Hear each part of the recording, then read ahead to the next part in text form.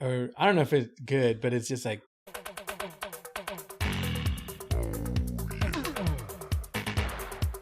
I'm gonna show that part of that video. Oh my god. Reach out, touch space. Hey, what's up, guys? It's Benji here. And I'm Anthony. Today we're going to be reviewing Atomic Blonde.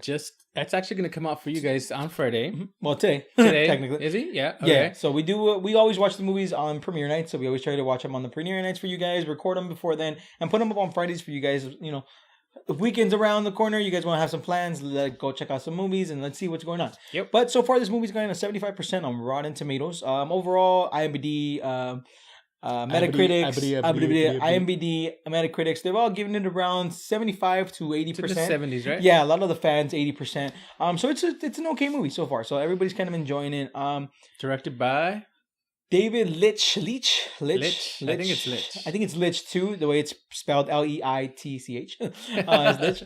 He actually also directed John Wick, which I think is top 10 out of 10 movie. You guys need to go watch it if you guys haven't seen that. Beautiful movie with Keanu Reeves. Some of Keanu Reeves' top-notch movies out there, you know. Let's forget about all of those dudes. Whoa?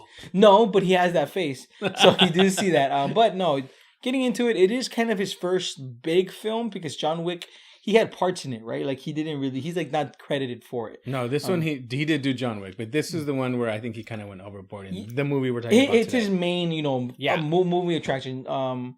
But you know what? Because John Wick was under the radar, right? Yeah, it wasn't really known, so it wasn't that much. But going into it, I do see that. I do see that with even his cast. I think he went big with his cast. So first of all, Charlize Theron is in this movie. She's the main character. She is Atomic Blonde. She is MI6 spy Lorraine Broughton. She's British. Yes, British. Yep, British MI6. She does very well. She does amazing. She does look beautiful in this movie. Personally, I'm gonna say it. I don't find her attractive. Anthony finds her very attractive, gorgeous. But she looks beautiful in this movie. She did great. She's that action hero for not heroine. She's that action heroine. She's amazing. She's actually really good in this film. If you've seen the trailer, she brings that onto the screen. But I will explain a little bit more as we go along with that in the sense of the trailer. Of course, James McAvoy comes into this movie. He brings himself his A game. Yes, he does bring his A game. He does an amazing job as Dave Percival. He's amazing, kind of like a sidekick kind of character. He kind of gave me a Tyler Durden feel to it, don't you think? With the shaved head and the mesh tank top and the fur coat. You don't know who Tyler Durden is? It sounds familiar. Fight Club. Yes. Okay. Sorry. Oh my God. I'm sorry. Brad I'm sleeping. Pitt. No. Yeah, he did kind of give me that vibe as well. Yeah, he gave me kind of like this rugged kind of guy you never pay attention to, but you should be paying attention to, kind of thing. Exactly. So he did really well. He brought his chops. He's an amazing actor. He brings you that suave of like sneaky. I don't know how that, like the way he did it in Split. He did the same thing here, which he did a great job. And in no way, shape, or form is that a bad thing to bring it over from another film. He is now one that I'm going to be looking out for. If he's in a movie, I'm going to go see that movie because his performances are amazing. I agree. A little smaller parts, two smaller parts that really come in that kind of, as you could see, like the cast that they chose was John Goodman and Sofia Boutella. Amazing. They did a great job, both of them. So John Goodman was a CIA agent. Mm-hmm. He didn't even have that many parts of the scene, but John Goodman's just so good at giving you like dialogue. Like when he speaks, it sounds amazing. And like this is the guy that like you must have loved him in Cloverfield. Oh man, I just saw that film again, and oh my god, he was amazing in that one. But Sophia as well, she's an upcoming artist that's coming out. She was the mummy in the Mummy. This happened with Tom Cruise. She was amazing. She was great. She gave you this sexual vibe to it, kind of like the love interest in the film, which is weird because I'm not gonna say anything. So if you guys want to check it out, and if you see the Red Banner trailer for this movie, you'll see.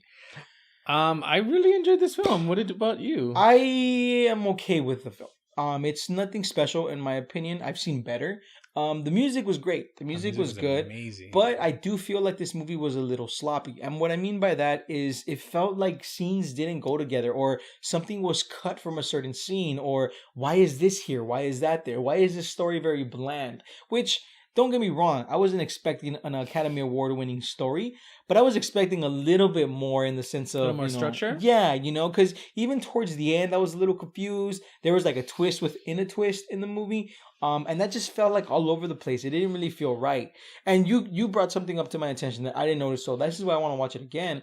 Is that certain songs portrayed to what was going on with the scene. Yeah. The lyrics go well with what is going on in the But background. sometimes I couldn't hear it. Foreground. I personally couldn't hear the lyrics. And maybe it was because I was just kind of bored. But overall, the one problem that I had, the biggest problem was when I saw the trailer of this film, I wasn't expecting a lot. But I saw most of the action in the film. Personally, I don't like watching multiple trailers because it's going to ruin the film I've for learned you that a lot from of times. you. Yeah. In this one, I felt like it was a copy pasting. It wasn't really anything new to me. Maybe the music, the way it kind of flowed in certain scenes, but overall, I saw maybe one of the shots, which you know what shot I'm talking about, which we saw, was probably the best shot of the action that I saw there. The one we talked about earlier? Yes. Okay. But that was in the trailer. It was just cut up. Yes, it Wait, was in was the just trailer. spliced up? They even put that whole clip as like, oh, here's a promotion for a film. Like, how are you going to put... You know what? that? I have to go look at the trailer again. Yeah, Cause... it's something to where I didn't see anything new as I went into this film, and it kind of bored me. The story was a little slow. There were certain scenes that I was like, do I need this here? Do I need this there? Is this character even important? Why are you trying to make him important in this film? There are red herrings in this movie, for sure. Yes. Yeah. So, to me, that's the problem. It was just something that could have been better. The structure was there. The story, like, the actors were there. The actors did an amazing job. The music was there. But something happened where it just wasn't put together, They tried to put a circle with a square and it just didn't fit, in my opinion. And for me, I see it a little bit more different. Mind you, I am 20 years older than you, right? So I got to see, I actually just got brought, like, the soundtrack did it for me. This movie makes you want to hear what song is going to come out next. This movie takes place in 1989 during the fall of the Berlin Wall, which is a really cool story in the background. You would think that it'd be a little more main, but it's actually just in the background. It's happening. History is going to be history, and you get to see these people start kicking each other's asses, for better, lack of a better term. And I enjoyed it. This is a popcorn film. It's candy coated and brightly lit, and there's a sexy woman, and there's people dying, and there's great music. It's 80s. It's very 80s. Yes. The pacing, there is problems with the pacing. I will give you that. But this is a well thought out movie, and I enjoy that. I like when the director says, you know what, we're going to put this song right here, and we're going to choreograph the scene this way, and we're going to put this kind of there's a lot of Tom Ford. There's a lot of like sexy people in good suits and hot dresses. So I don't know. I really enjoyed this film. Which, don't get me wrong, it was fun. It was a fun movie to watch. It, like I said, it's nothing where I'm like, man, this movie was garbage. No, it was a fun film. But if I was to compare someone that picked music and fit it perfect, was Baby Driver. Yeah. The way that movie did a better flowed was amazing. And here I feel like there were some good ones, and then there were some hit and misses where it was like, oh, I don't know if that was a good choice. Yeah. There could have been it's a good song, better. but maybe it wasn't right for the scene. So I think that's the problem. And overall, the story to me was lacking. It is something I've seen before, but stuff like that, like I've seen it before, and I just seen it done better. And now that we're like almost in like 2018, and you're going to use something from the past and it's not as good, it kind of hurts the film, in my opinion. So overall, I'm going to give this movie a 6. I'm not saying don't go watch this film. I'm not saying, hey, you know what, forget this film, wait for it. I'm saying, hey, if you have a chance, go watch it. It's still a fun film to watch.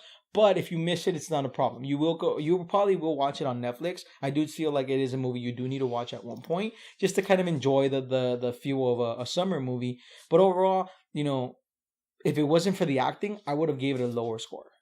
This movie does have legs. You're going to be seeing this movie on, iTunes and Netflix, and if you still have a DVD store around, you're going to see this movie because it's a fun movie. You're going to like it. I'm going to give this movie an 8 because I was just blown away by this music. The music drove this movie, as you can tell by the commercial, and it does drive. I don't know. It's nostalgic and it's fun.